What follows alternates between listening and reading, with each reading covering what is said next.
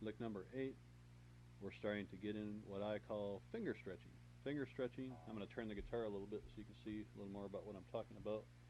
And it's where you see, especially guys like the late Sean Lane, if you see video of him, Rusty Cooley, Michelangelo, players of this nature, you'll see them stretching their fingers out to where they just look like they're going 12 frets in between them. And one of the ways you can work on this using your double down picking that I like is it helps you build up strength, being able to do this too. Because a lot of times I find when I'm first working on that and I want to do legato, it's hard for me to keep it going without pushing it. I need some way to push it to keep it going. The double down picking does it. So let me take that same principle and apply it to a diminished type lick going up, starting at the 12th fret, low E string.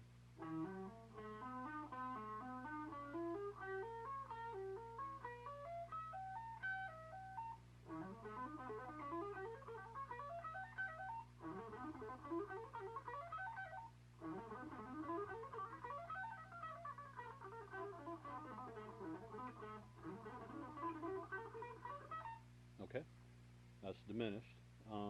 You can also apply this to more of a minor sounding type of lick. We'll take like a minor arpeggio type sound, and we'll do this at the 12th fret also.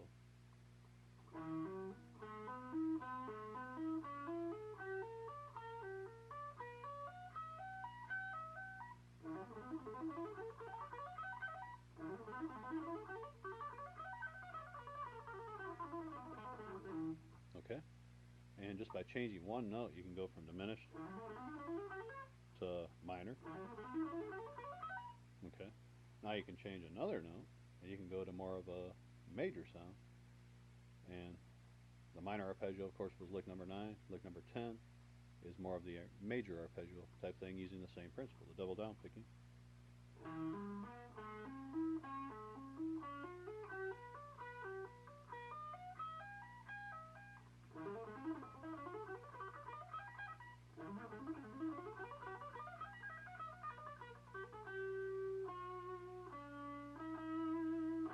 And like I said, this stuff is really hard to do when you're first getting into it. I still have a problem with the finger stretching stuff. I mean, I'm just not used to it. It's not something I've used a lot in my own style. I'm just trying to show you how you could apply it in your playing. You're going to find there's stuff in here that I'm showing you that I'm still working on. But it's like the great Steve I said when I read in one of his articles, when you're practicing, you should be working on stuff that you can't do yet. Don't just practice stuff that you can already do all the time. Always work to achieve something else that you can't quite do yet. And then you're really accomplishing something with your practicing. So, like I said, that's more of a major sound. Lick number 10. Lick number 11. This is a wild one. I can barely do this, but I'm going to try to show it to you. It's one that I've seen the late Sean Lane, one of my favorite guitar players ever, do, where he stretches his hand way out, and it gives it more of an augmented sound. And the augmented type sound is really challenging. There's some players that can just blow right through it. I barely can, but let me see if I can show it to you.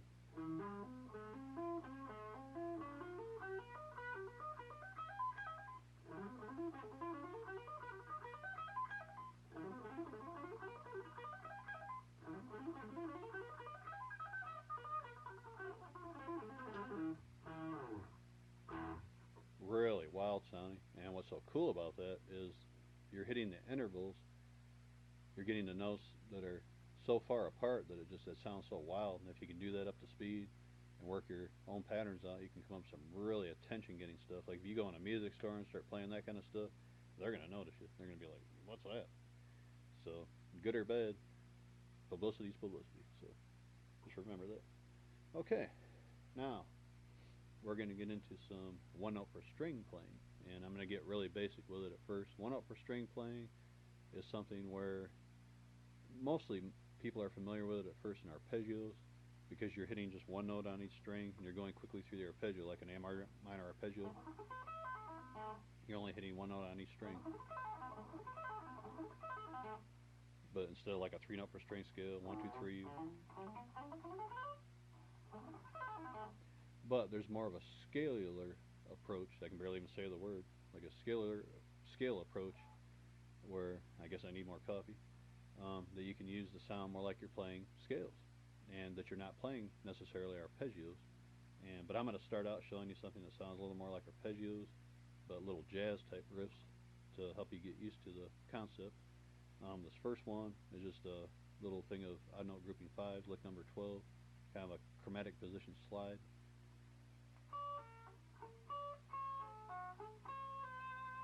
And as you're going down, you're kind of sliding your first finger. You're kind of sweeping part of it too. Like I said, look at the power tab. You'll see how I've got it tabbed out.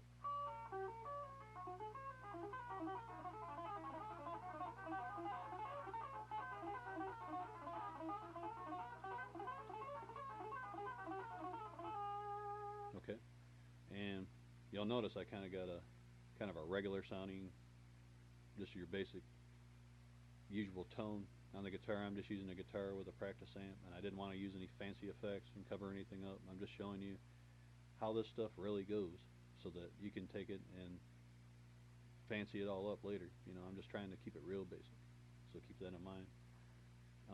This next lick is kind of the same type of principle, but it's using a blues repeating riff. The blues repeating riff, and it's fives, groups of fives. We're going to start getting into the odd note groupings. I'm going to show you different things you can do. This is something you could use in a blues song.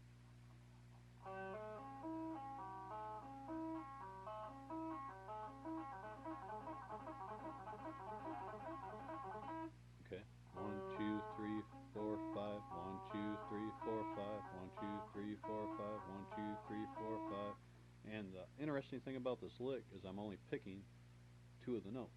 I'm just sweeping across. I'm hammering on this note, hammering. I'm picking those 2 notes, and then just hammering those 2 notes. 1, 2, 3, 4, 5. And then I'm starting it again when I get here.